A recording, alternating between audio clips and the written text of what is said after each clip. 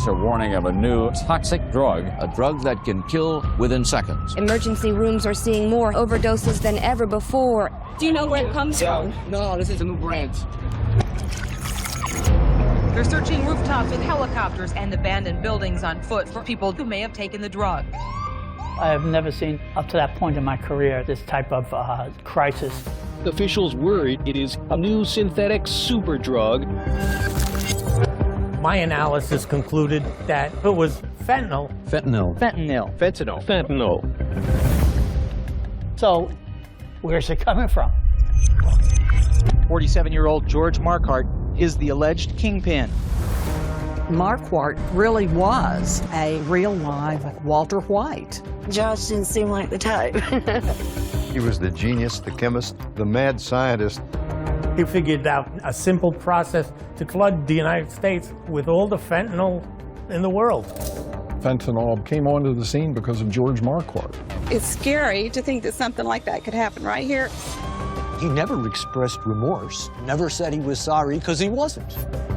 If I did not know that every bit of it was true, I probably would not believe it myself. This is the true story of the deadliest clandestine chemist in American history and the birth of the street fentanyl epidemic, as told by the man who created it. This is a product that was made for killing people. So you feel like you were able to successfully pull that off for how long? Many years. Many years. I'm John Roberts, and this is the Godfather of Fentanyl.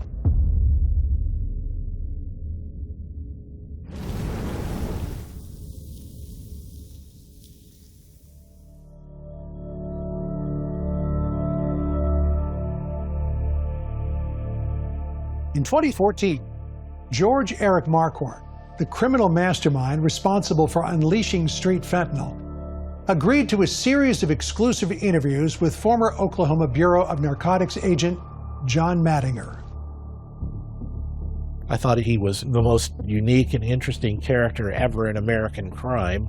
The guy who's killed more people than all of the serial killers you can name put together.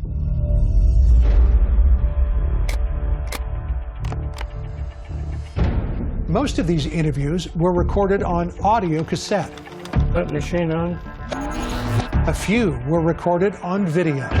Most people have never heard about this case. All are being heard and seen now for the first time. So, you want to hear some stories?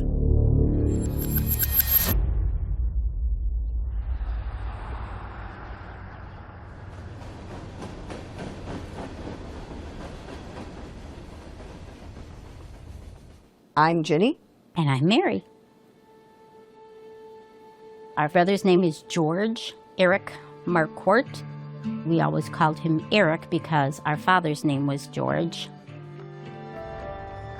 Growing up in Waukesha, Wisconsin, we were a very traditional family. Just like TV shows about the 50s, you know, stay-at-home mom, dad goes to work every day.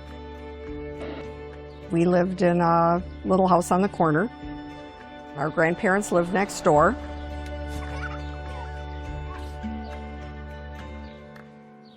As a young child, he was adorable. He had really engaging eyes. Adults were always very drawn to him because he was remarkably intelligent from an early age. He would put together electrical circuits. He would work on the doorbell at our grandparents' house. He was very, very curious. Sometime in the early grades, I started fooling around with chemistry. I had several chemistry sets, the big models with all the thises and that's. It was the most astonishing thing. All these processes were fascinating. His passion was chemistry. I mean, that was very clearly his passion. And so our parents, they always encouraged his curiosity. But we always knew Eric was a little different. Everybody knew Eric was a little different. Since he was so bright, they wanted Yes. him to Yes. fit into their mold of what a bright kid should do. And yes. And he didn't want to. And he didn't want to. That's about it. The sociologists will tell us that the strongest predictor of whether someone is going to end up in prison is how well they adapt in the school. Interest in work for which learners see a purpose provides its own discipline. I wanted nothing to do with formal education. To me, it was someone telling me how to think. I wanted no part of that.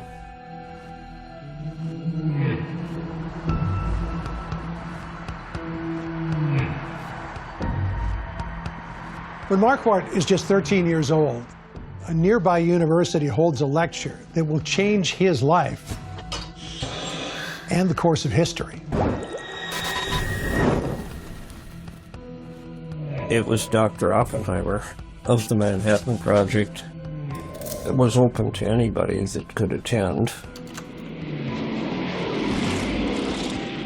We live in a very unusual world, marked by great and irreversible changes.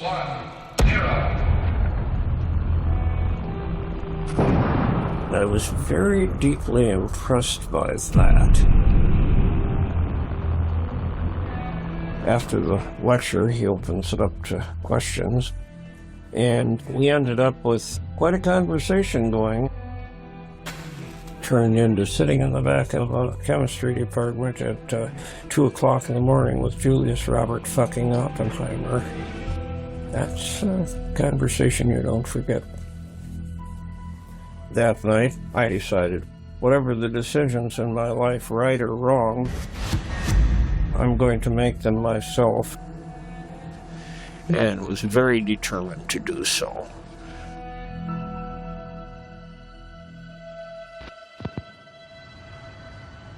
When he got to high school, the school did not have the facilities or the expertise sometimes to deal with the things he wanted to know. So they sent him to colleges in the area for some classes.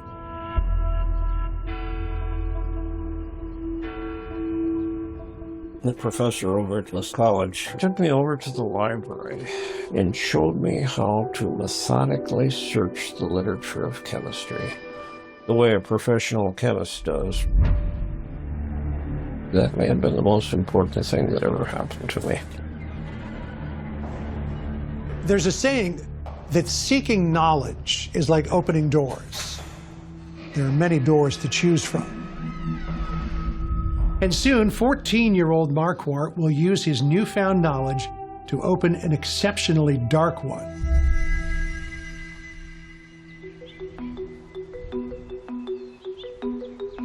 Oddly, Eric had very unusual friendships with, like, our father's doctor. The doctor, one of his jobs was coroner, and he had the key to Rest Haven.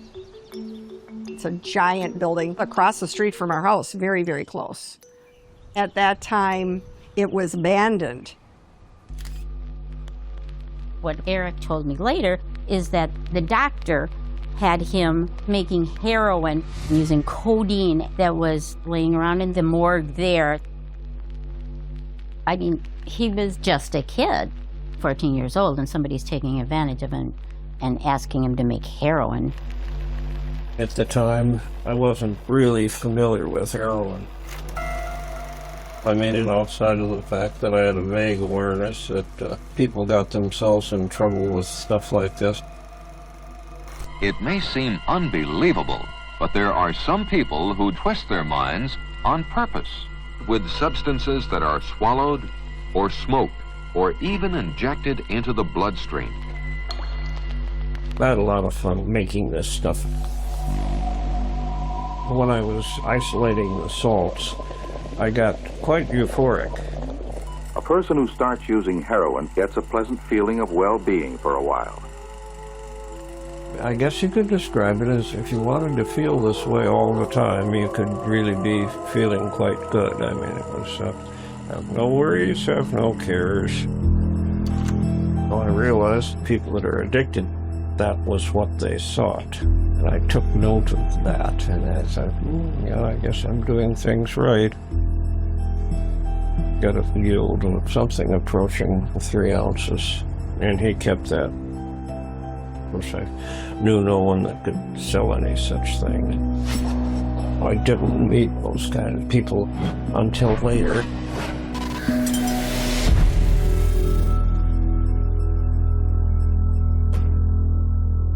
I think the reason he got into making drugs was because he was asked to. Eric was just basically flattered that this doctor thought he was bright enough to make him illegal drugs. A few years later, they expelled him from high school for non-attendance. My parents wanted me to work very hard in school and get very good grades and be a doctor or a lawyer or an engine chief, and I wasn't interested. A lot of bad feeling got generated.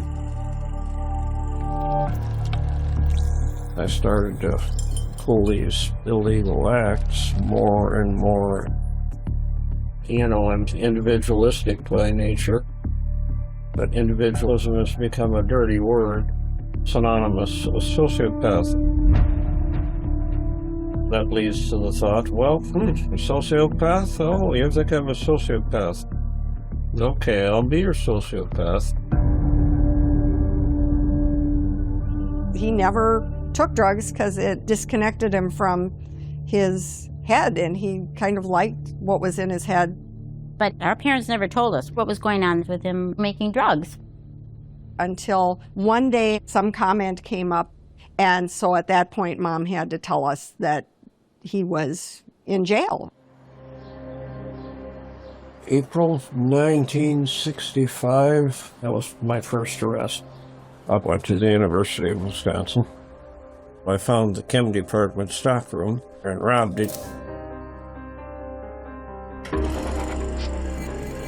More and more young people are using LSD. LSD certainly has a solid foothold. As he got older, more people started asking about drugs because they were college campuses and they were the 60s. Often disguised in innocent-looking sugar cubes, LSD can be made by anyone with a basic skill in chemistry. There was all this talk in the air around LSD. People would ask me, well, can you make all this stuff? I said, yeah. And they were willing to pay money for it. He needed equipment to do that, and so he would pilfer glassware from here and there. At one of the smaller colleges in Milwaukee, he was giving science lectures to some classes. He was passing himself off as a government physicist as part of a scam to get glassware. I was a one-man epidemic, but that was the end of plunder days because it caught up with me and kept me in jail for a little while. The last time he was actually at home for any length of time was when we were 11 or 12. It was about 1970. I think Mom always felt that we brought out the best in him because he was a good brother.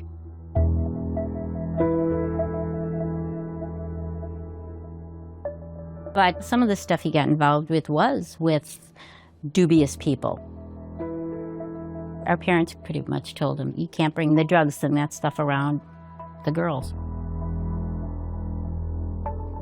So there was tension between him and our parents. And at the end of that summer, we went east to a family wedding. While we were gone, he stole Daddy's car. He was about 23 years old, and he disappeared into the night. He never talked to my parents again, ever. It broke their heart. It was hard. It was very, very hard. Was very hard. I saw no future for me there. I wanted an adventurous lifestyle and the freedom to pursue my own interests.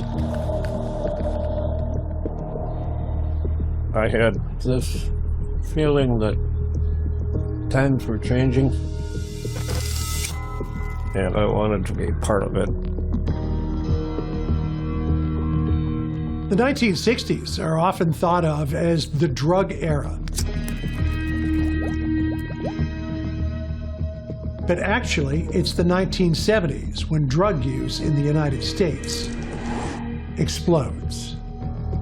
America's public enemy #1 in the United States is drug abuse. We know and can show that there are many places where drugs are openly sold. Heroin, speed, acid, and a long list of commonly used uppers and downers are readily available. Just as soon as you've agreed to buy a joint for $1, you can get immediate prices for the hard and often dangerous stuff. And so, as experimentation with illicit drugs becomes more mainstream, George Eric Marquardt finds himself in the right place at the right time to capitalize on the nation's growing demand for drugs and propel himself into infamy. I had been making LSD all over the country for a few years. But LSD is a sporadic demand. There isn't a massive repeat usage. I wanted something more reliable. A drug addict, he's got a constant need to have more. Amphetamine and more opiates. Wham, wham, wham, wham. They just want more, more, more, more. That creates a constant demand. And that was of interest to me.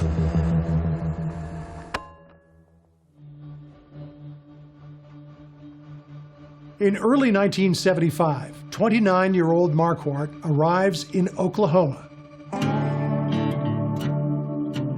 Got acquainted with the place. Decided I could live the style of life that I wanted to and do what I wanted to do. My name is John Mattinger. I was a narcotics agent at the Oklahoma Bureau of Narcotics. OPN was established in the summer of 1975 to investigate any drug-related crime anywhere in the state. It's funny because Oklahoma is a socially conservative state. They called it the buckle of the Bible Belt. But in the 70s, there was a lot of oil money. A lot of people came in chasing that money. This caused the problem with meth. The consumers of this stuff were mostly people working in the oil fields, you know, and they went out there and they wanted to work 16-hour days and make a lot of money and party all weekend. Methamphetamine was cheaper than Coke, so you had a lot of people that were buying it because they wanted that kind of high, but they were getting it from a cheaper product. At high dosages, we often see an amphetamine psychosis. This paranoia produces a great deal of violence.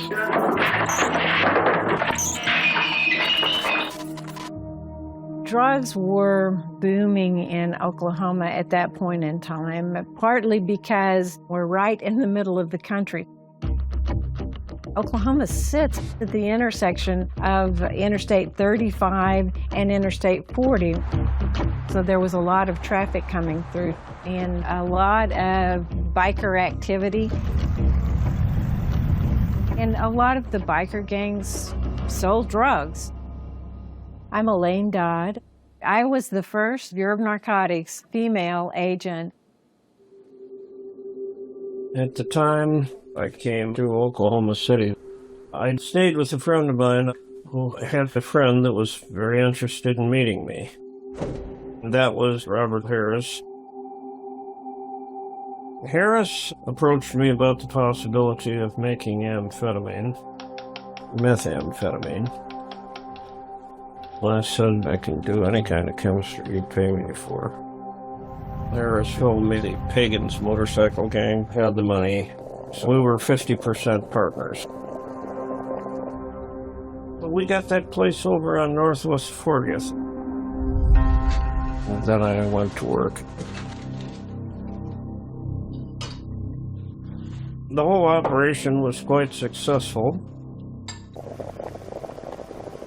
I guess the people Harris was selling to loved it, so I could live a comfortable lifestyle.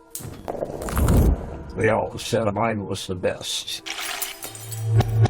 I would pack the stuff in Coffee Mate jars. It was perfectly white. It looked just like Coffee Mate. But I began to notice that Harris would creep in the house and go to where I stored the finished product and take some. By the way, Harris had severe drug problems. And you know how people like that are. They'll fuck you. And they'll fuck you quick.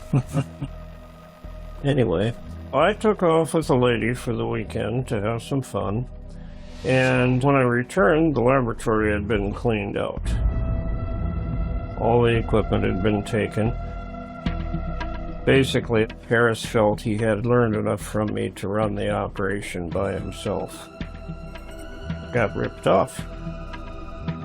Somebody does that to me. Some fucking fool. One way or another, whether I have to work with the other side or whether I have to work with the devil, I am going to fuck that person. So I did what I did. In the summer of 1975, Jimmy Birdsong was one of the agents in the Oklahoma City office. He got a call from a guy he'd never heard of before, and the guy wanted to tell him about a methamphetamine lab. Turned out to be George Eric Marquardt. We talked about this whole thing, and I'd given Jimmy all the details on Harris. I heard the conversation went something like, I can inform on a person that's making meth, but he's making bad meth, so I'd be glad to give everything up on him. It was like hitting the jackpot. And this is a call about a major drug lab in Oklahoma City. They busted Harris cooking dope in his backyard. The Bureau thought that was astonishing. Jimmy, he went in there and he told me, "We're telling the truth." Marquardt's tip results in the largest clandestine lab bust to date for the Oklahoma Bureau of Narcotics, and marks the beginning of his budding reputation as a notorious drug maker in his own right.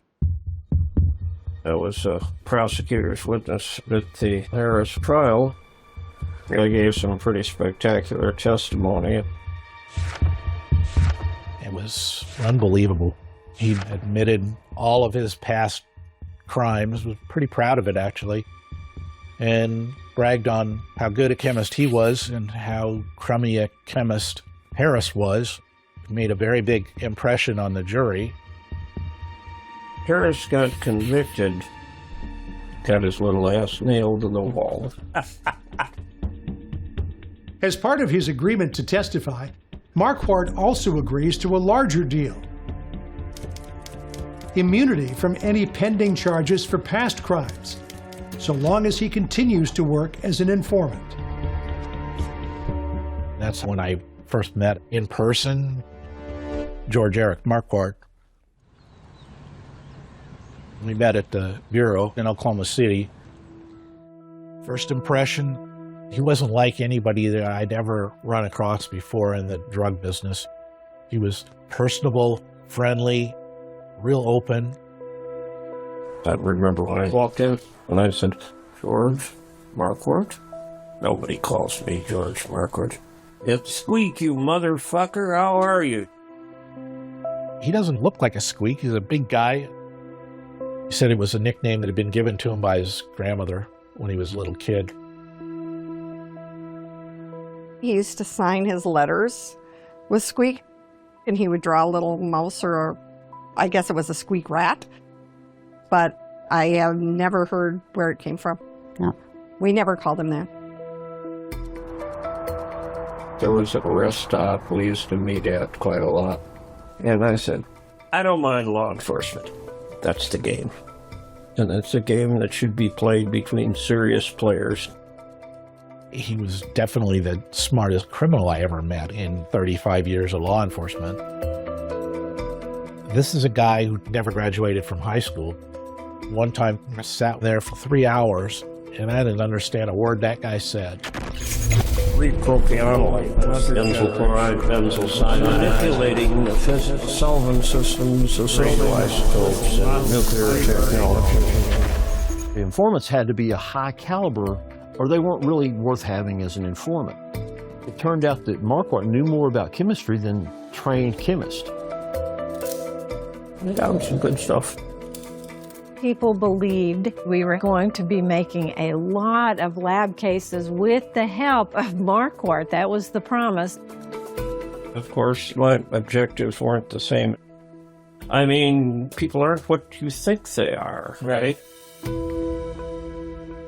He became a legend in Oklahoma among the people who worked the drug cases. But like any good con man, Marquardt could spin a tale, and then you will have a point in time where you realize you're being sucked in. Half the time I was their consultant, and the other half of the time I was running a drug lab someplace. Oh, what a complicated life. It was kind of nerve-wracking. I realized I had to move. He just vanished. Just took off. He skipped out of town and people didn't know where he was. Everybody knew, though, that wherever he was going to be making more drugs. That was what he did.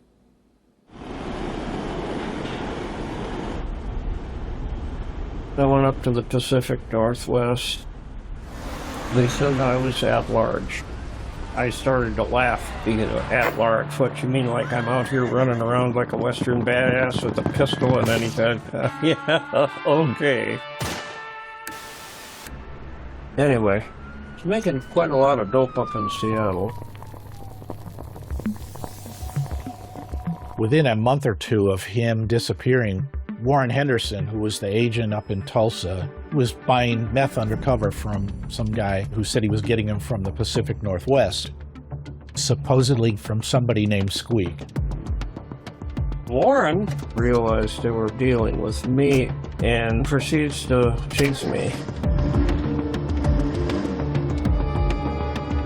People were looking for him in Seattle. I know several agents went up and looked for him. Couldn't find him. By the time he found out where I lived, I had bailed. But somehow or another, they followed me over to Spokane. If you've seen Breaking Bad, you remember how they started off with an RV, moving around and cooking in different remote places. We started going to campgrounds and parks and make a batch or two, and then he'd move to another location. Roll down the Columbia River Gorge, making the dope at various campgrounds. Marquardt really was a real live Walter White. I was probably on top of my game as a hit-and-run drug manufacturer, but oh fuck were they stubborn, you know. A lot of times they got really close. People would say, yeah, we saw that guy, we smelled some weird stuff, but he's gone. It was a rather fun way of making a living.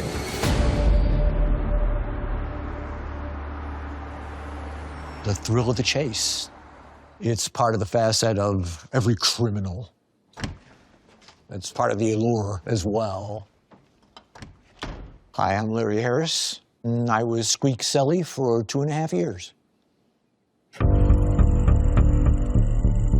Anyone, no matter where they are in the pantheon of crime, that thrill of the chase, the thrill of being chased, that's all part of it.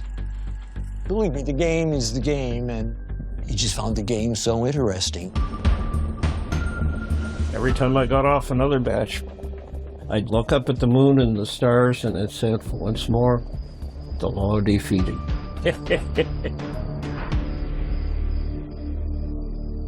After a few months, eventually OBN said, you got to come home. The whole office is out following this guy and you're in the wrong state. The reality is, law enforcement can't spend endless time and money chasing down one clandestine chemist. But sometimes, even the most notorious criminals can't help coming back to what they know.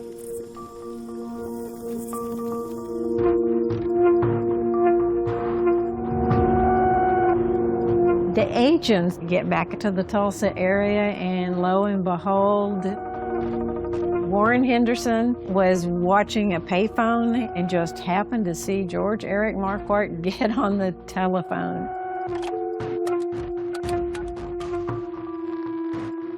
Probably not a real good thing to do in retrospect, but I had some customers in that area and I needed to make some money.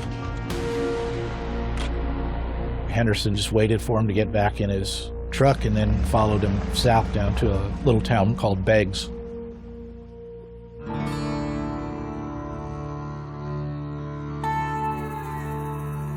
Beggs is about 25 miles south of Tulsa. It's about 1,100 people.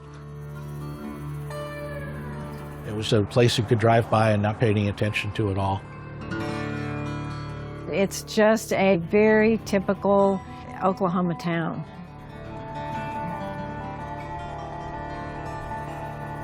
I was going to make about 20 pounds of meth over a period of several weeks and clean the operation up.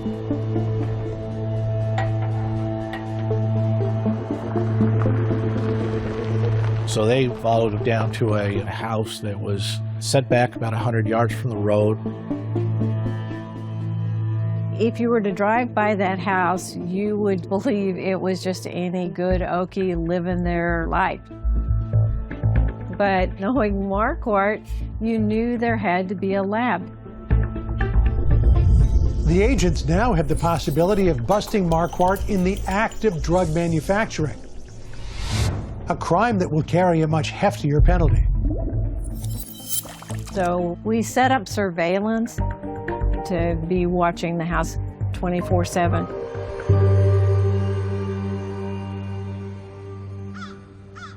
The smell is the first thing that hits you when you go in a meth lab. And that's why most of the labs back in those days were out in rural areas. The main chemical used for cooking meth was something called phenylacetic acid. It is one of the worst smelling things you'll ever encounter. We were trying to figure out if somebody's cooking meth, you could always get a whiff of that. The agents decide to send 2 undercovers up to the house to see if they can smell the chemicals.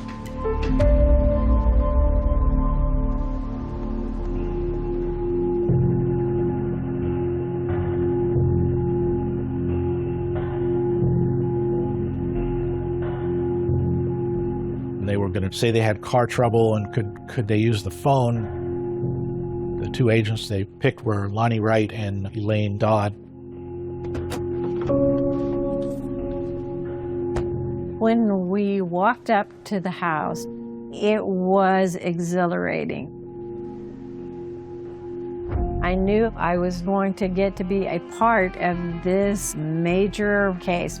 And I was going to get to meet the person that I'd been hearing about all this time, the infamous Marquardt.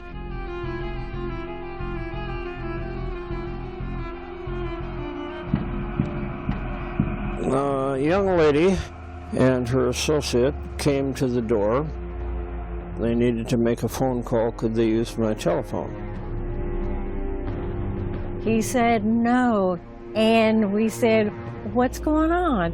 I apologized to them profusely. I would like to let them use my phone, but unfortunately I was doing something hobby-related that smelled bad. You could smell the drugs from the porch without question. He did not let us in, but it was clearly enough to get a warrant.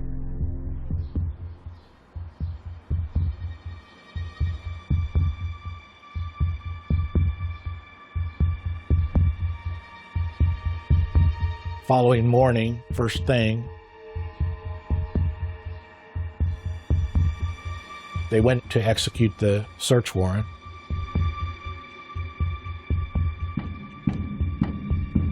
Got there and knocked, and he answered the door.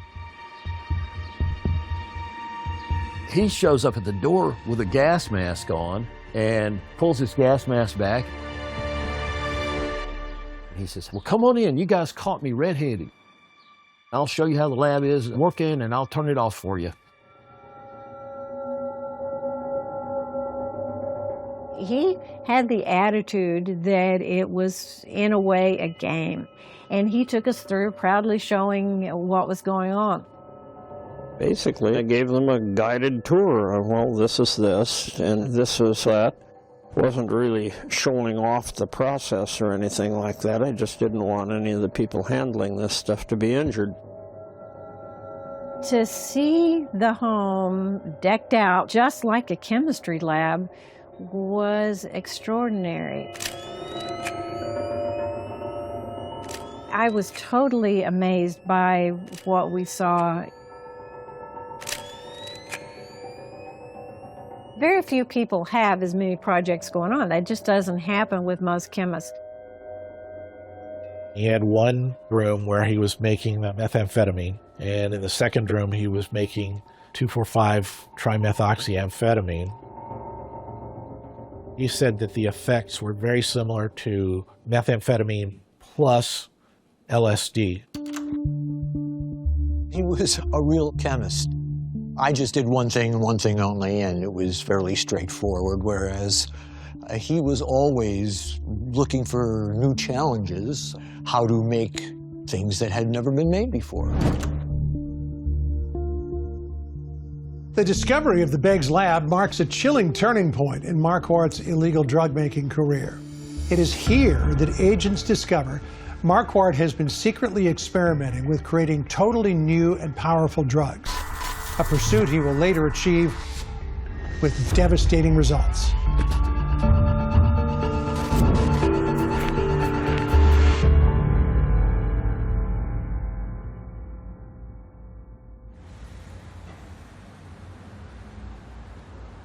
After he was arrested, he was transported to Muskogee, which is where the federal court is in the Eastern District of Oklahoma. Interview take one, Mark. My name is John Osgood. In 1978, I was an assistant United States attorney. The Oklahoma Bureau of Narcotics came to me with the case involving Mr. Marquardt. He ended up pleading guilty fairly quickly, which is unusual in a case like this. When you plead guilty, there is no trial. You just give a factual basis for the crime, and then the judge would impose a sentence. At the time that Mr. Marquardt was sentenced, I had felt I got to know him a little, just from our interaction. I kind of felt sorry for the guy. I mean, he was the mad scientist, so to speak, or the genius, the chemist. And I didn't think he was that big of a threat. So I tried to tell him, maybe you ought to show a little contrition. Go in there and behave yourself, and maybe you'll do okay. And he didn't take my advice. I went to court and went down there and told him I'd do it again. He just told the judge he was a drug dealer. He liked what he did. He thought he was good at what he did, and he would continue to do it probably when he got out.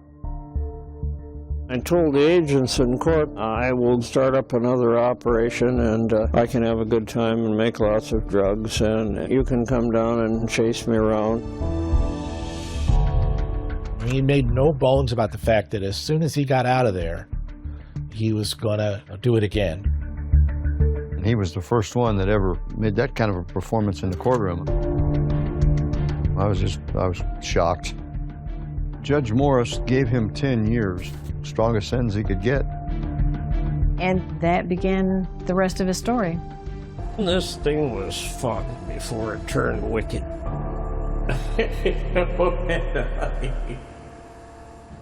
As a result of the Beggs bust, George Eric Marquardt is sent to federal prison. In a dark and ironic twist of fate, this will propel him down the road to becoming the godfather of fentanyl.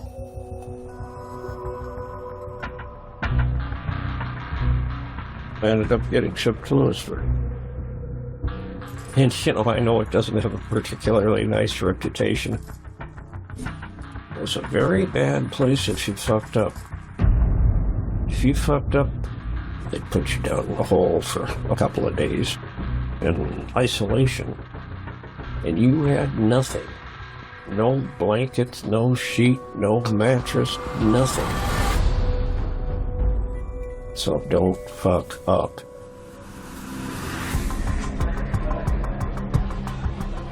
At the time, most top-level mobsters from East Coast crime families are sent to Lewisburg. Guys like John Gotti, boss of New York's Gambino family, and Henry Hill, the gangster who inspired the movie Goodfellas, both served time here. Mafiosi are all housed in an area called J Block. This is the block where Marquardt is also assigned, meaning he is now surrounded by some of the most powerful drug trafficking kingpins in the country, the very people who will look to capitalize on his unique expertise.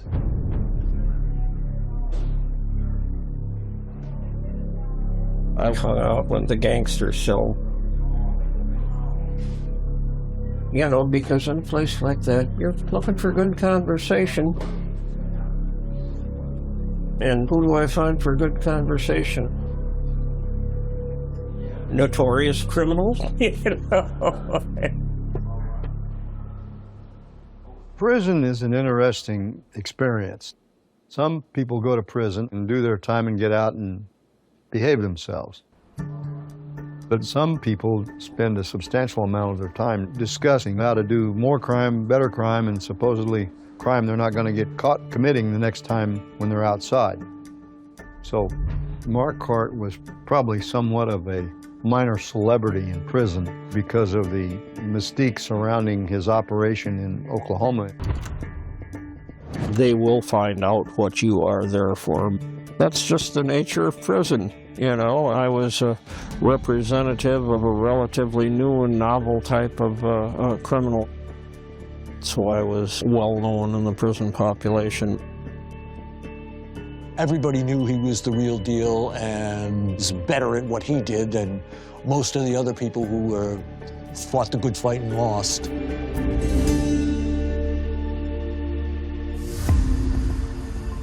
Lenny Cirillo lived next door to me. He was mixed up with the heroin trade. He was one bad motherfucker. He would simply kill the people that he dealt with. Another major figure in the ring that ran heroin between France and New York was stabbed to death last night, just hours before a team of federal prison officials arrived to conduct an investigation. So you knew that he had the capacity to be particularly vicious. But I found the heroin trade rather interesting.